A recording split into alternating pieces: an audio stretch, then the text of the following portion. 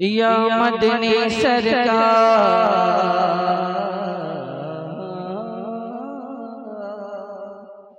یا مدنی حبیب پروردگار جناب احمد مشتبہ محمد مصطفیٰ صلی اللہ تعالیٰ علیہ وسلم کی بارگاہ بے کس پناہ میں جھوم جھوم کر درود و سلام کا ہدیہ نچھاور کریں۔ اللہم صلی علی سیدنا و شفیعنا و نبینا مولانا ملجانا محمد مبارک وسلم کما تحب ترضا بأن تصلی یا حبیب اللہ یا نبی اللہ یا رسول اللہ۔ ایک بار اور باواز بلند نبی اور علی نبی پر صلی اللہ علیہ نبی صلی اللہ علیہ وسلم صلاۃ و سلام علیک یا حبیب اللہ یا نبی اللہ یا رسول اللہ۔ حضرات، اس موقع کے لحاظ سے چند بند میں آپ کے سامنے پیش کرنا چاہتا ہوں۔ راگنی تو نہیں ہے میرے پاس، ترنم نہیں ہے، لیکن تحت کے تحت میں آپ کو سناتا ہوں۔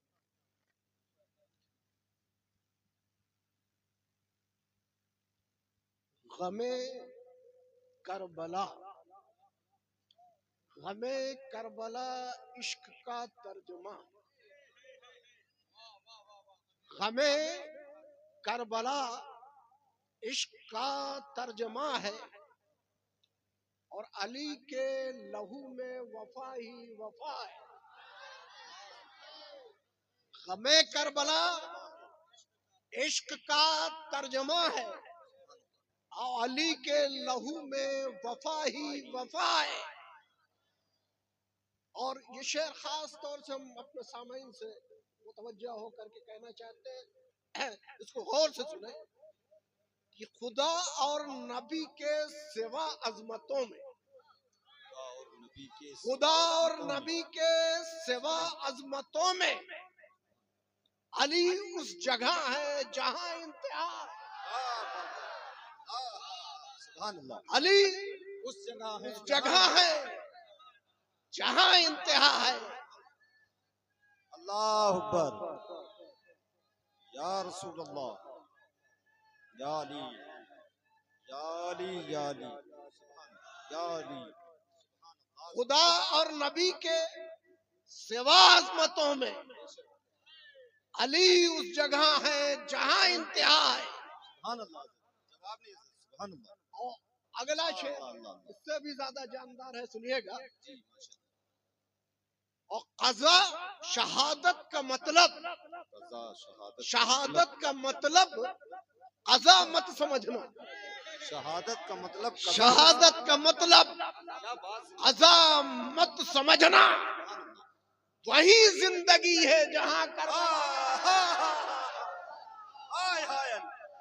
زندہ باد بھائی، زندہ باد، سب استقبال کریں بھائی، واہ واہ واہ واہ واہ واہ، زندہ باد، سبحان اللہ، مرد آباد، مرد آباد، مرد آباد،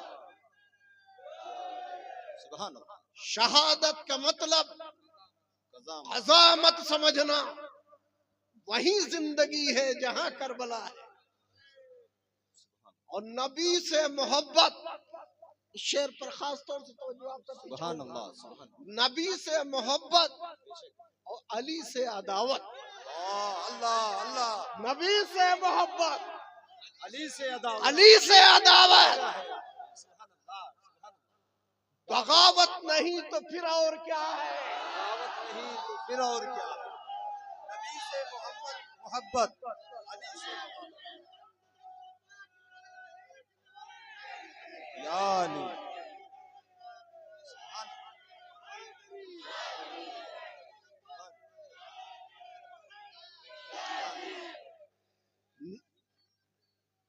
علی مولا،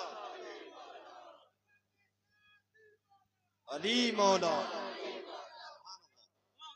سبحان اللہ۔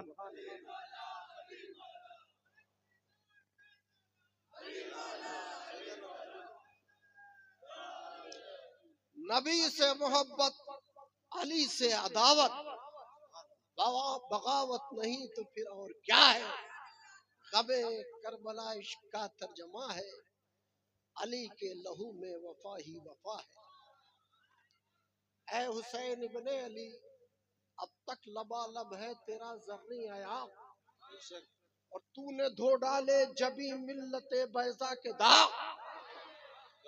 تو اگر اسلام کا دل ہے تو ایمان کا دماغ، اور کھول دل کے دریچے، باز کرنا چاہیے، اور جس کا تو آقا ہے اس کو ناز کرنا چاہیے، جس کا تو آقا ہے اس کو ناز کرنا چاہیے۔ سبحان اللہ، سبحان اللہ۔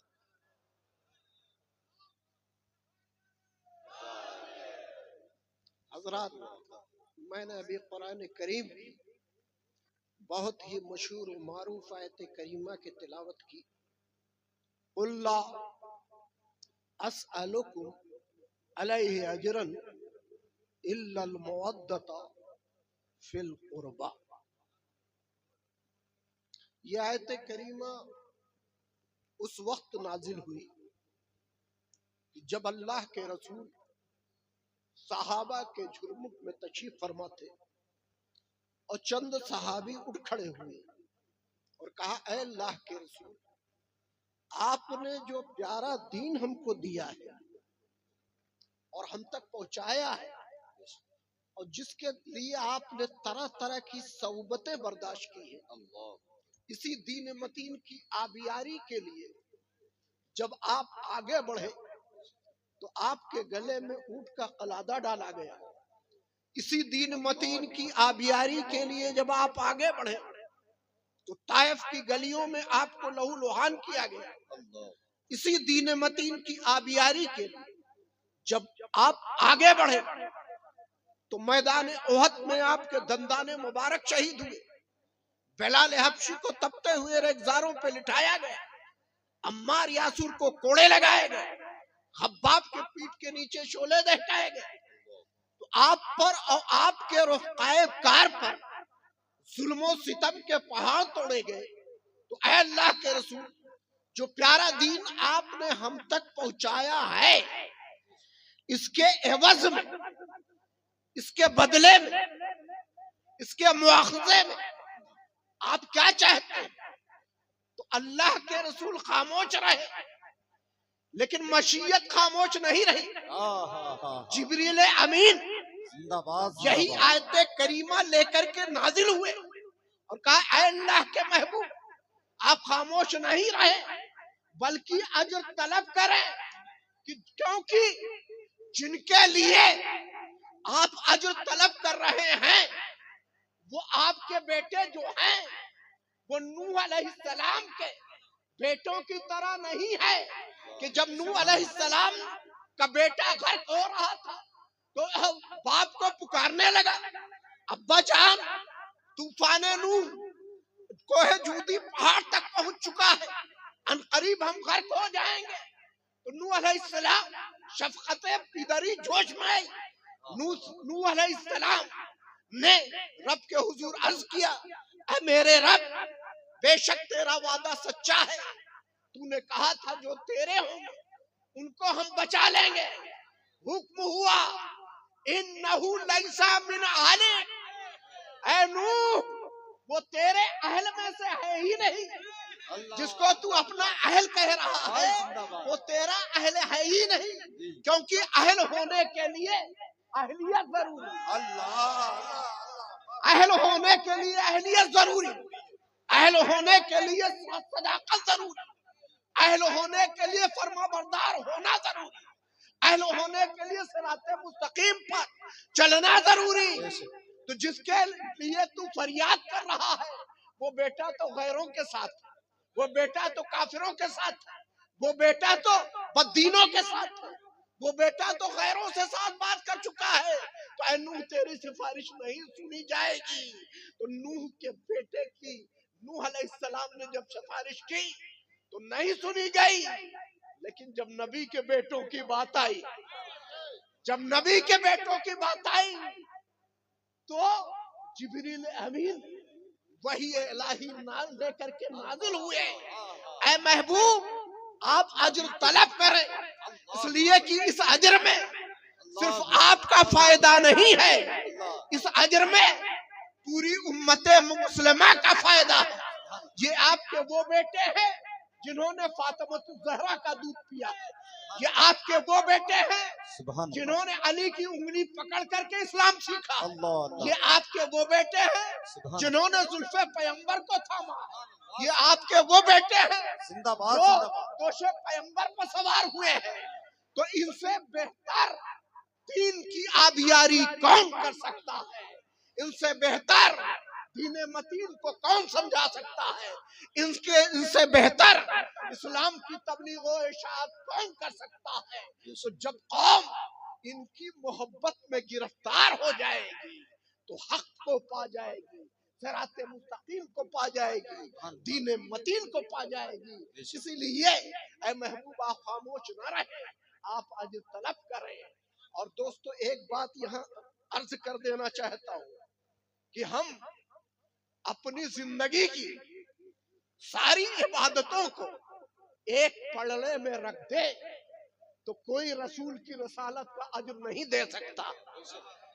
ہم اپنی زندگی کی ساری عبادتوں کو ایک پلڑے میں رکھ دیں تو رسول کی رسالت کا ہم اجر نہیں دے سکتے، لیکن ہمارے لیے شارٹ کٹ راستہ بتایا گیا ہے کہ اگر رسول کی رسالت کا اجر ادا کرنا ہے تو اہل بیت کا ہو جاؤ، پنجتن کے ہو جاؤ، سبحان اللہ سبحان اللہ نبی کے بیٹوں کے ہو جاؤ۔ سبحان اللہ گویا کہ تم نے رسول کی رسالت کا صلہ ادا کر دیا، رسول کی رسالت کا صلہ دے دیا۔ تو اگر اے محبوب آپ کہہ دیجئے کہ لا اسألکم علیہ اجرا، نہیں چاہتا میں کوئی اجر ماں سوا اس کے، تو لوگ میرے قرابت داروں سے محبت رکھیں، لوگ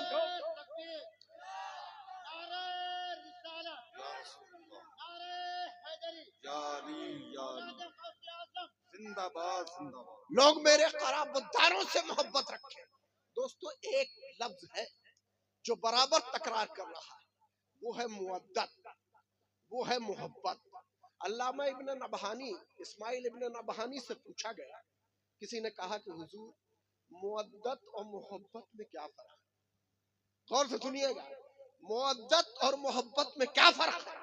تو علامہ اسماعیل نبہانی نے فرمایا کہ محبت وہ ہے جو دنیا داروں سے کی جاتی ہے، محبت وہ ہے جو دنیا داروں سے کی جاتی ہے، اور مودت وہ ہے جو نبی کے پیاروں سے کی جاتی ہے۔ مودت اور محبت میں یہی فرق ہے۔ تو یہ ایک لفظ ہے جو برابر تکرار کر رہا ہے، وہ ہے مودت، وہ ہے محبت۔ اب ہم اس کو سمجھیں کیسے؟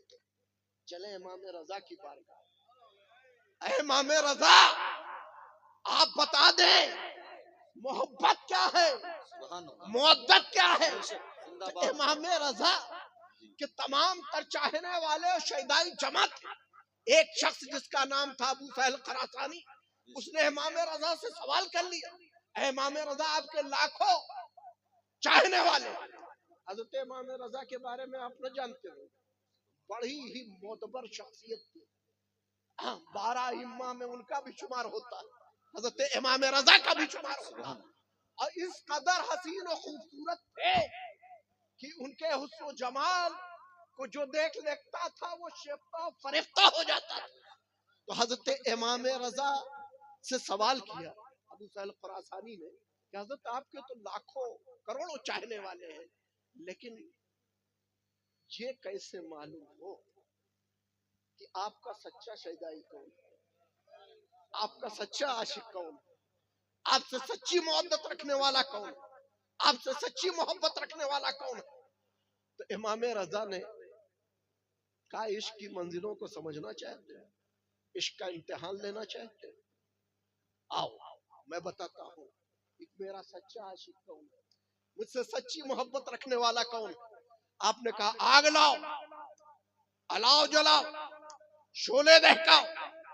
آگ لائی گئی، الاؤ جلایا گیا، شولے دہکائے گئے، اور جب یہ شولے آسمان سے باتیں کرنے لگے تو امام رضا نے کہا ہے کوئی میرا عاشق، ہے کوئی میرا سچا شیدائی، ہے کوئی مجھ سے سچی محبت رکھنے والا جو ان بہتے ہوئے شولوں میں داخل ہو جائے؟ تو دوستو سارے حلوہ پوری کھانے والے ایک جانب ہو گئے، ایک طرف ہو گئے، لیکن اسی وقت ایک سچا شیدائی حاضر ہو، ایک سچا عاشق آ گیا۔ حضرت ہارون مکی اچانک حاضر ہو گئے، کہا مولا کیا حکم ہے؟ کہا ہارون مکی مجھ سے سچی عقیدت رکھتے ہو؟ کہا مولا رکھتا ہوں۔ سچی محبت رکھتے ہو؟ کہاں رکھتا ہوں۔ سچی عقیدت رکھتے ہو؟ کہاں رکھتا ہوں۔ کہا اے ہارون مکی ان دہکتے ہوئے شعلوں میں داخل ہو جاؤ۔ دوستو ہارون مکی نے چوں چرا نہیں کیا، سوال و جواب نہیں کیا، کیونکہ عشق کی منزل ہے ہی یہی۔ عشق چوں چرا نہیں کرتا، عشق سوال و جواب نہیں کرتا، عشق تو محبوب کا حکم دیکھتا ہے۔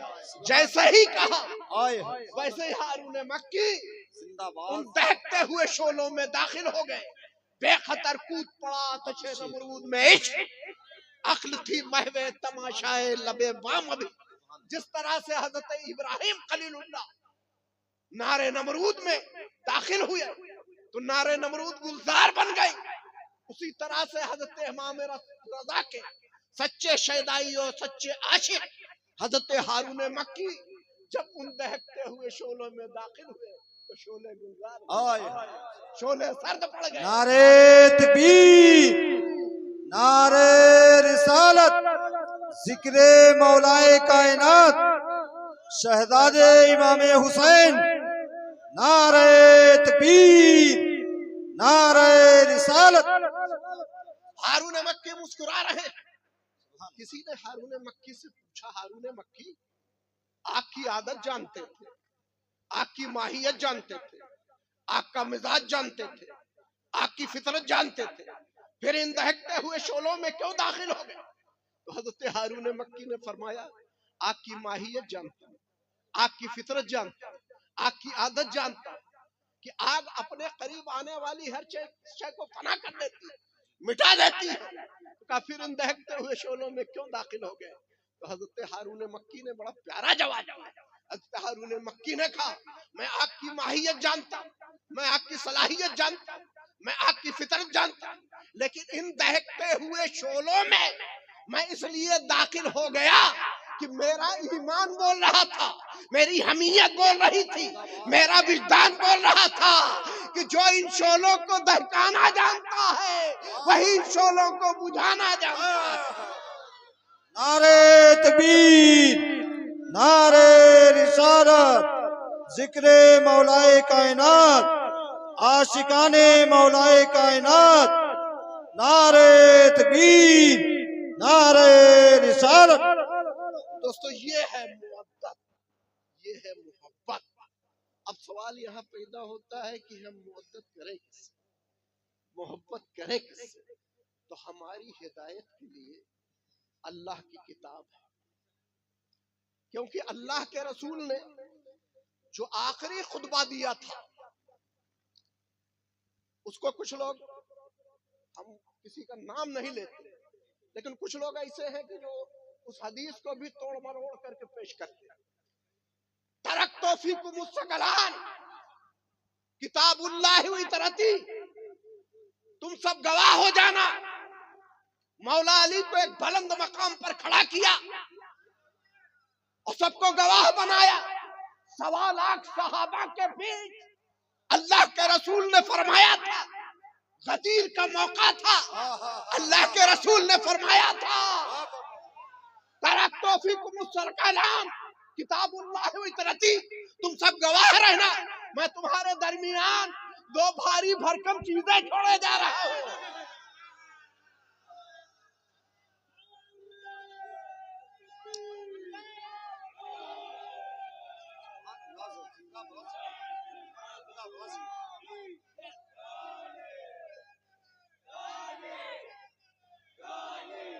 کتاب اللہ و اطرتی۔ اب کچھ لوگ بیان کرنے لگے ہیں، وہ پتہ نہیں سادات کی چڑھ میں کہتے ہیں کتاب اللہ سنتی کا نہیں، کتاب اللہ سارے مستند علماء کہتے ہیں کتاب اللہ اطرتی کا، اللہ کی کتاب اور اپنی اولاد، اور اگر ان کو تم مضبوطی کے ساتھ پکڑے رہو گے تو زمانے کے کوئی حوادث تمہیں گمراہ نہیں کر سکتے۔ مثال دے کر کے بتا رہا ہوں کہ جیسے ایک بھاری بھرکم 100 کا نوٹ ہے، ہم نے اری اقبال صاحب کو دیا اور ہوا کا رخ جدھر تھا اڑتا ہوا چلا گیا، کیونکہ وہ ہلکا ہے، بھاری نہیں ہے۔ لیکن وہی 100 کے نوٹ کو کسی بھاری پتھر کے نیچے دبا دیا جائے، اب چاہے جتنی ہوا چلے تو چاہے جتنا طوفان آئے، وہ 100 کا نوٹ اسی پتھر کے نیچے دبا رہے گا۔ تو کہنا یہ چاہتا ہوں کہ ہم جب تک اہل بیت اور قرآن کے سائے میں ہیں، زمانے کی جتنی بھی ہوائیں چلیں گی، زمانے کی جتنی بھی ہوائیں چلیں گی، وہ ہم کو گمراہ نہیں کر پائیں گے۔ اور دوستو ایک نقطہ اور آپ کو کے سامنے بیان کر دوں کہ اللہ کے رسول نے یہ کیوں فرمایا، یعنی اہل بیت کا ساتھی، اہل بیت کا ساتھی قرآن کیوں، یا قرآن کا ساتھی اہل بیت کو کیوں بنا؟ صحابہ کو بنا سکتے تھے، تابعی تبع تابعی کو بنا دیتے۔ اہل بیت کا قرآن کا ساتھی اہل بیت کو کیوں بنایا؟ قرآن کا ساتھی اہل بیت کو اس لیے بنایا کہ ایک دور آئے گا کہ صحابہ بھی نہیں رہے، 100 سال کا دور آئے گا، صحابہ کا بھی دور چلا جائے گا، پھر تابعی کا دور آئے گا وہ بھی چلا جائے گا، تبع تابعی کا دور آئے گا وہ بھی چلا جائے گا، سارے دور گزر جائیں گے اور یہ دنیا میں رہیں گے ہی نہیں، لیکن اہل بیت قیامت تک رہیں گے۔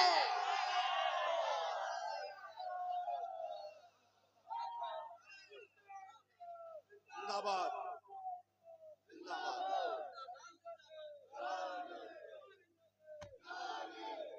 اہل بیت قیامت تک رہیں گے، اور قرآن اگر ان کا ساتھی رہے گا تو یہ اہل بیت ان کے ساتھ رہیں گے، قرآن اہل بیت کے ساتھ رہے گا، اہل بیت قرآن کے ساتھ رہیں گے، اور جو ان کو مضبوطی کے ساتھ تھامے رہے گا وہ کبھی گمراہ نہیں ہو سکتا۔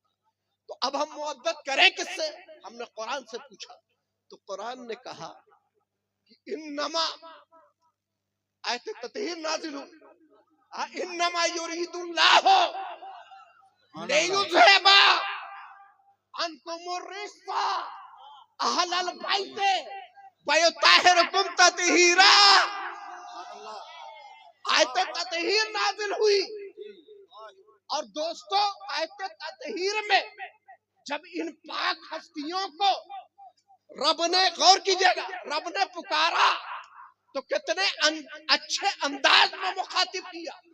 پہلے ان کو طاہر کہا، پھر تطہیرا کہا، پہلے ان کو پاک کہا، پھر نہ صرف پاک کہا بلکہ پاک کرنے والا بھی کہا۔ یہ پاک بھی ہے، پاک کرنے والے بھی ہیں۔ اگر کسی کو ان کی پاکی پر شک ہے تو ہم کو اس کے ایمان میں شک ہے۔ اگر اہل بیت کی پاکی پر کسی کو شک ہے تو ہمیں اس کے ایمان میں شک ہے۔ تو جب یہ آیت نازل ہوئی تو اللہ کے رسول نے پورے کنبے اور پورے خاندان کو نہیں جمع کیا، کس کو جمع کیا؟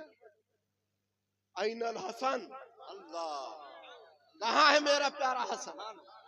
این الحسین، کہاں ہے میرا پیارا حسین؟ این فاطمہ، کہاں ہے میری لخت جگر فاطمہ؟ این العلی، کہاں ہے میرا پیارا علی؟ یہی 5 ہستیاں تھیں جن کو پاک چادر کے نیچے اللہ کے رسول نے جمع کیا، اور انہی کے حق میں دعا کیا، اللہم ہؤلاء اہل بیتی، اے میرے رب یہی ہے میرے اہل بیت، جو ان کا ہو گیا وہ میرا ہو گیا، جو ان سے جدا ہے وہ مجھ سے جدا ہے۔ نعرہ تکبیر، نعرہ رسالت، لبیک یا حسین، لبیک یا حسین، لبیک یا حسین، نعرہ تکبیر، نعرہ رسالت۔ یہی ہے پنجتن پاک، یہی ہے اہل بیت، جو ان کا ہو گیا وہ میرا ہو گیا، جو ان سے جدا ہے وہ مجھ سے جدا ہے۔ اور دوستو ان کی فضیلت ذرا سمجھ لیجئے اہل بیت کی، میں کہیں ادھر ادھر سے نہیں بیان کروں گا، قرآن سے بیان کروں گا، اللہ کی پاک کتاب جس کا ساتھی اہل بیت کو بنایا اس سے بیان کروں گا۔ جب نجران کے پادری نجران فتح ہو گیا اور نجران صحابہ کرام جب جزیہ وصولنے گئے تو 3 شرطیں ان کے سامنے رکھی، یا تو آپ نجران چھوڑ دیں، یا ہمیں جزیہ دیں، یا پھر ایمان لائیں، کلمہ پڑھیں۔ نجران کے پادریوں نے تینوں باتوں سے انکار کر دیا تو صحابہ نے کہا پھر آخر آپ کیا کریں گے؟ انہوں نے کہا ہمارا جو سب سے بڑا پادری ہے جس کا نام ہے عبد المسیح ابن اسکب، آپ اس کے پاس چلیں، جو وہ کہہ دے گا ہم اسے مان لیں گے۔ صحابہ کا وفد عبد المسیح ابن اسکب کے پاس گیا تو اسکب پادری نے کہا نہ ہم جزیہ دیں گے، نہ ہم ایمان لائیں گے، اور نہ ہم نجران چھوڑیں گے، ہم آپ کے نبی سے مباہلہ کریں گے۔ کیا مباہلہ کریں گے؟ مباہلہ کیا ہوتا ہے دوستو؟ مباہلہ یہ ہے کہ جس سے حق و باطل ظاہر ہو۔ تو اس کے بعد جب یہ بات صحابہ نے آ کر کے نبی اکرم صلی اللہ علیہ وسلم سے بتائی تو آپ نے کہا جاؤ ان کا چیلنج ہمیں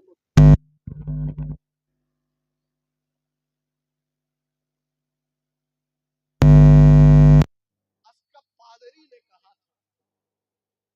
کہ آپ لائیں اپنی قوم، قالوا نحن ابناءنا وابناءکم ونساءنا ونساءکم وانفسنا وانفسکم،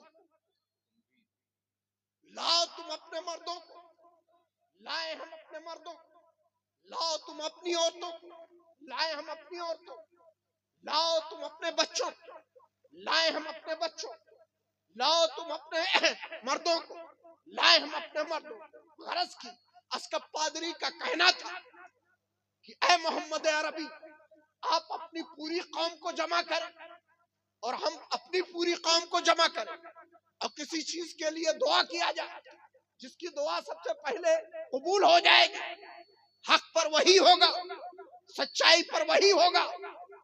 تو اسکب پادری ایک پہاڑی کے قریب ایک کھجور کے درخت کے نیچے اپنی پوری قوم کو لے کر کے جمع تھا، اور نبی ادھر سے لے کر کے کس کو گئے؟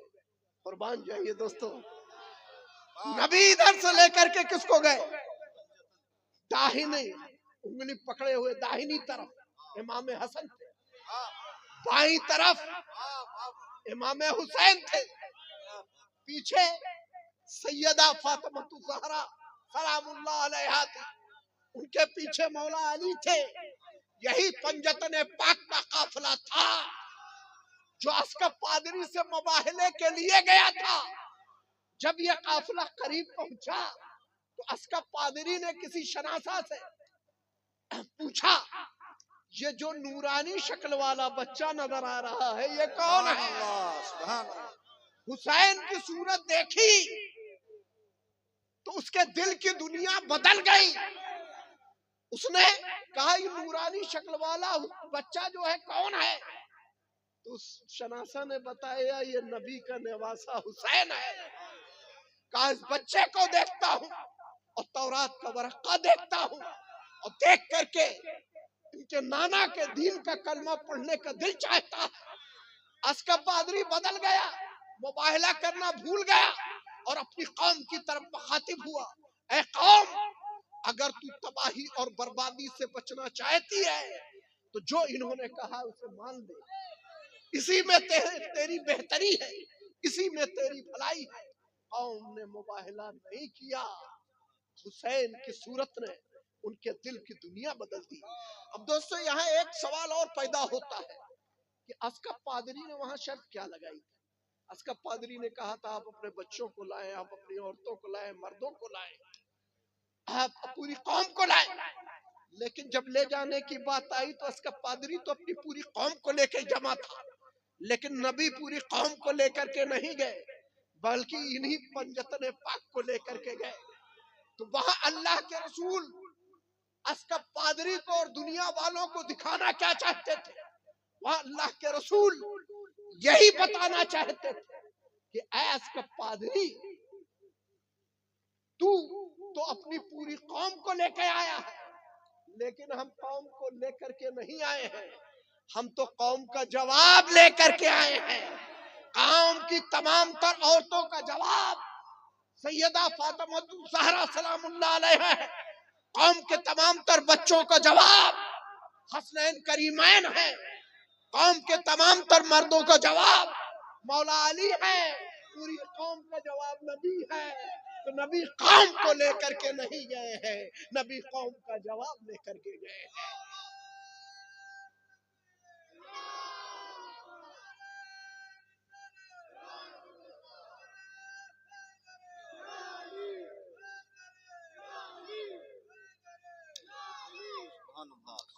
دوستو، یہ آج 13 رجب کی مبارک محفل ہے، اور آج یہ بڑی خوش نصیبی کی بات ہے کہ یہ سرزمین پر پچھلے سال بھی منعقد ہوئی تھی، لیکن باضابطہ طور پر اس بار منعقد ہو رہی ہے. علی کی بات کی جائے تو کسی ایک بزم میں مولا علی کی تعریف بیان نہیں کی جا سکتی. مورخ قاصر ہوگا کہ جو کسی ایک بزم میں، کسی ایک رات میں مولا علی کی فضیلت بیان کر سکے. دوستو، مولا علی تو وہ ہیں جن کی والدہ کعبے کا طواف کر رہی تھی، طواف کعبہ کر رہی تھی، درد سے کا احساس ہوا، شرم آر تھی، ہجوم تھا لوگوں کا. اب آخر مولا علی کی ولادت کیسے ہو؟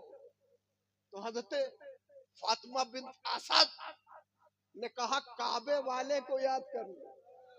اے رب کعبہ، حکم کر دے کہ کعبہ شک ہو جائے اور میرے بچے کی ولادت ہو جائے. جیسے ہی یہ دعا کی، کعبہ شک ہو گیا. سیدہ فاطمہ بنت اسد اس میں داخل ہو گئی، اور وہی مولا علی جو کی ولادت ہوئی. آپ مولود کعبہ ہیں. علامہ ابن حکیم نے بھی اس کو لکھا ہے، اور مستدرک میں بھی اس کا بیان ہے کہ علی کی کرم اللہ وجہ کریم ولادت جو ہوئی وہ خانہ کعبہ میں. اب دوستو، ولادت تو ہو گئی، لیکن مولا علی نے آنکھ نہیں کھولی. آنکھ نہیں کھولی تو آپ کی چچی حضرت سیدہ فاطمہ بنت اسد کو یہ احساس ہونے لگا کہیں بچہ نابینا تو نہیں. آپ نے گود میں لیا تو آنکھ نہیں کھولی، ابو طالب نے گود میں لیا تو آنکھ نہیں کھولی، اور رقیہ کار نے گود میں لیا، تو عزیز و اقارب نے گود میں لیا، تو مولا علی نے آنکھ نہیں کھولی. جب نبی داخل ہوئے، کہا چچی، نبی داخل ہوئے، کہا چچی کہاں ہے میرا بھائی علی؟ تو چچی نے نبی کے گود میں علی کو دے دیا، اور جیسے ہی نبی کے گود میں علی گئے، علی نے آنکھ کھول دی. سبحان اللہ. تو علی کی ذات وہ ذات ہے جس نے دنیا میں اگر آنکھ کھولی ہے تو نبی کا چہرہ دیکھا. علی کی ذات وہ ہے. نعرے تکبیر، نعرے رسالت. دوستوں، حضرت کا بیان آپ تک اس لحاظ سے پہنچ رہا ہے کہ زندہ ہو تو زندگی کا حق ادا کرتے رہو، بیٹھتے اٹھتے نبی کا تذکرہ کرتے رہو، بیٹھتے اٹھتے نبی کا تذکرہ کرتے رہو. اے طبیبوں کم نہ ہوگا درد ہجر مصطفیٰ، دل کے بہلانے کو جو چاہو دوا کرتے رہو. اور پنجتن کو چھوڑ کر قرب خدا ممکن نہیں، پنجتن کو چھوڑ کر قرب خدا ممکن نہیں. رات بھر کعبے میں چاہے رت جگہ کرتے رہو، پنجتن کو چھوڑ کر قرب خدا ممکن نہیں. رات بھر کعبے میں چاہے رت جگہ کرتے رہو. پھر سے حضرت کا استقبال کریں. نعرہ تکبیر، नारे रिसालत, जिक्र मौला अली, जिक्र मौलाए कायनात, नारे तकबीर, नारे रिसालत। और दूसरी जानिब दोस्तों देखिए, फतेह मक्का का वक्त 360 बुतों का मरकज है काबा। एक एक बुत गेट आउट किए जा रहे हैं। एक बुत जरा बुलंद मकाम पर था। मौला ने कहा, अल्लाह के रसूल आप मेरे कांधों पर सवार हो जाओ। तो कहा, नहीं अली, आज नबूवत के कांधे पर सवार हो जाओ, आज नबी के कांधे पर सवार हो जाओ। तो अली को नबी ने अपने कांधों पर सवार किया और उस बुत को अली ने उतारा। तो किसी ने पूछ लिया, ऐ मौला अली, जब आप नबी के कांधों पर सवार थे तो उस वक्त आपकी कैफियत क्या थी, आपकी पोजीशन क्या थी, आपकी हालत क्या थी? तो मौला अली ने कहा, मुझे ऐसा लग रहा था मैं जमीन पर नहीं हूँ, अर्श की बुलंदियों को छू रहा हूँ। तो तू घटाए से घटा है न घटे, जब बढ़ाए तुझे अल्लाह ताला तेरा। अली की जात को किसी और ने नहीं बढ़ाया है, अल्लाह के रसूल ने बढ़ाया है। तो अली की जात को कोई घटा नहीं सकता। और तीसरा मौका दोस्तों देखिए, हिजरत की रात, हिजरत की रात है। 40 दुश्मन, 80 आंखें, और देख रही कि नबी घर से निकले तो उनको नुकसान पहुंचा दे। बिस्तर पर सोने वाला कौन था? बिस्तर पर सोने वाला कौन था? वो मौला अली की जात थी। आप बिस्तर पर नबी जाने लगे, अमानतें सौंप गए, ये फुला की अमानतें हैं, ये फुला की अमानतें हैं, ये फुला की अमानतें हैं, और जिनकी अमानतें हैं कल सुबह होगी तो ये अमानतें उन तक पहुंचा देना है अली। मैं हिजरत के लिए जा रहा हूं। आप जो है हिजरत के लिए तशरीफ ले गए। और क्या किया, जब बाहर निकले देखा काफिरों का हुजूम है, तो आपने कुरान करीम की सूरह यासीन की 7 आयतों को पढ़ करके कंकरी पर दम किया और कंकरी फेंक दिया काफिरों की जानिब। वो सब अंधे हो गए, आपको देख ही नहीं पाए। तो कुरान में रब कहता है, वमा रमैता इज रमैता वलाकिन्नल्लाह रमा। ऐ महबूब, जो कंकरी आपने फेंकी थी वो आपने नहीं फेंकी थी, वो रब ने फेंकी थी, वो मैंने फेंकी थी। काफिरों को दिखाई नहीं दिया, आप हिजरत में निकल गए। और जब काफी देर इंतजार किया, कोई सुबुगाहट नहीं हुई, तो वो आए, दरवाजा खटखटाया, देखा दरवाजा खुला हुआ, दाखिल हुए। पहले तो ये समझा नबी है। अली के सोने का अंदाज भी ऐसा था कि लगता था ना अली नहीं नबी है। तो देखा, जब चादर पलटी क्या देखते हैं, अली। किसी ने पूछा, अली, जब आप नबी के बिस्तर पर लेटे थे तो आपका क्या आलम था, क्या पोजीशन थी? आपको डर नहीं लगा? आपको खौफ महसूस नहीं हुआ? जहां 40 दुश्मन जान के दर पे हो, वहां आपको कोई खौफ महसूस नहीं हुआ? तो मौला अली ने क्या फरमाया? मौला अली ने बड़ी प्यारी बात कही। मौला अली ने कहा कि अली का ईमान बोल रहा था, अली का विजदान बोल रहा था, अली की गैरत बोल रही थी, अली की हमीयत बोल रही थी कि जाते वक्त अल्लाह के रसूल ने फरमाया है, ये आए अली, कल सुबह होगी और ये जिनकी अमानतें मैं छोड़े जा रहा हूं, उनकी अमानतें उन तक पहुंचा देना। तो अली का ईमान बोल रहा है कि जब तक सुबह नहीं होगी अली को मौत नहीं आ सकती।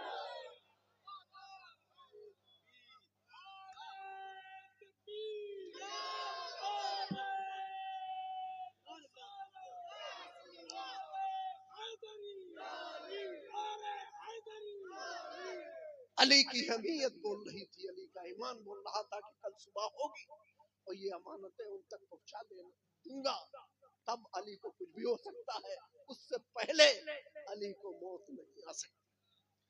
اور تیسرا مارکا جس کو ابھی ہمارے شعراء اپنے شعر میں بھی کافی حد تک بیان کیا، وہ ہے خیبر کا مارکا، جہاں بڑوں بڑوں کی نگاہ تھی، اکابرین کی نگاہ تھی۔ کاش نبی نے کہا کل میں علم اس شخص کے ہاتھ میں دوں گا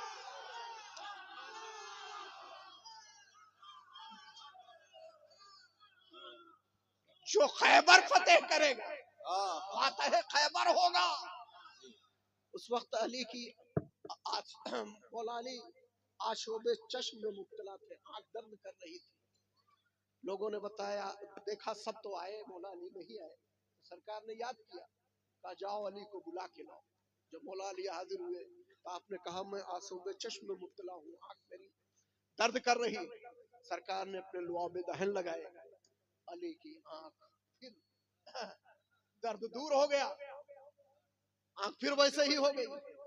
مولا علی کے ہاتھ میں خیبر کا علم دیا، اور جب آپ نے خیبر کا علم دیا تو وہ شجاعت کے کارنامے مولا علی کو نے دکھائے کہ جس خیبر کے دروازے کو 40 مرد مل کر کے کھولتے تھے، اس باب خیبر کو اٹھا کے پھینکا تو 40 گز کے فاصلے پر جا کر کے گرا۔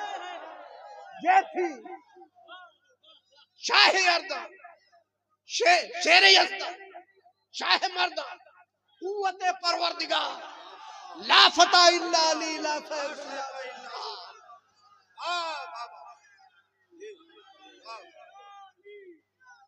یہ ہے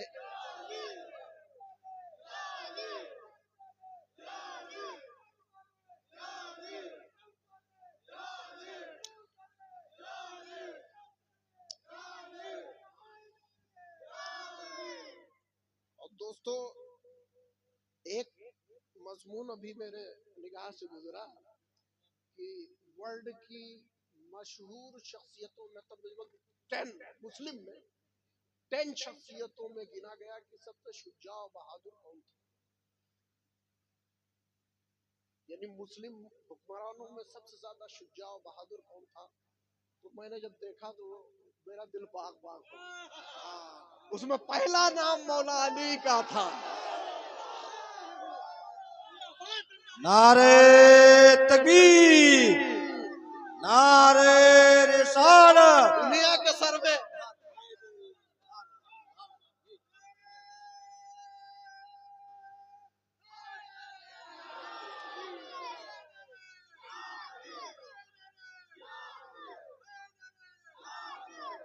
اور یہ سروے جو کیا تھا کسی مسلم نے نہیں کیا تھا، یہ عیسائیوں یہودیوں نے کیا تھا سروے۔